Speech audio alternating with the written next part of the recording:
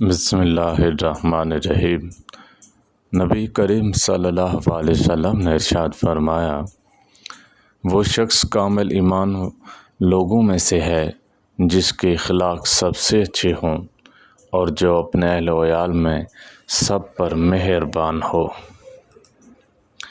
نبی کریم صلی اللہ علیہ وسلم نے ارشاد فرمایا، جھوٹی گواہی دینا اور ماں باپ کی نافرمانی کرنا بڑے کبیرہ گناہوں میں سے ایک بڑا گناہ ہے۔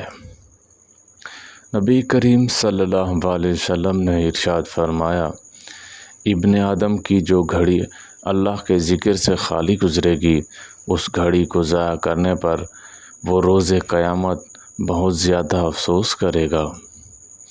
نبی کریم صلی اللہ علیہ وسلم نے ارشاد فرمایا، اگر لوگوں کو معلوم ہوتا کہ اذان اور صف اول میں کتنا ثواب ہے، پھر وہ انہیں حاصل کرنے کے لیے قرآن اندازی کرنی پڑتی تو وہ ضرور قرآن اندازی کرتے۔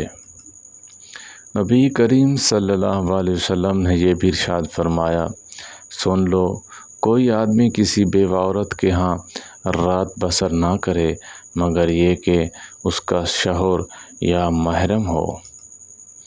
نبی کریم صلی اللہ علیہ وسلم کا ارشاد گرامی ہے، بیماری کو لعنت مت کرو کیونکہ یہ انسان کے گناہ اس طرح مٹا دیتی ہے جیسے بھٹی لوہے کے زنگ کو دور کر دیتی ہے۔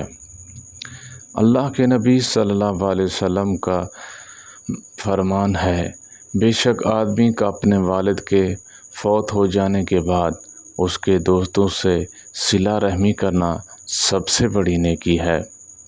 نبی کریم صلی اللہ علیہ وسلم نے یہ بھی ارشاد فرمایا، میری امت کی عمریں 60 اور 70 سال کے درمیان ہیں، تھوڑے ہی لوگ ایسے ہوں گے جو اس حد کو پار کریں گے۔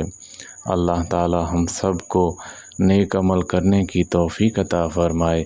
وآخر دعوانا ان الحمد للہ رب العالمین۔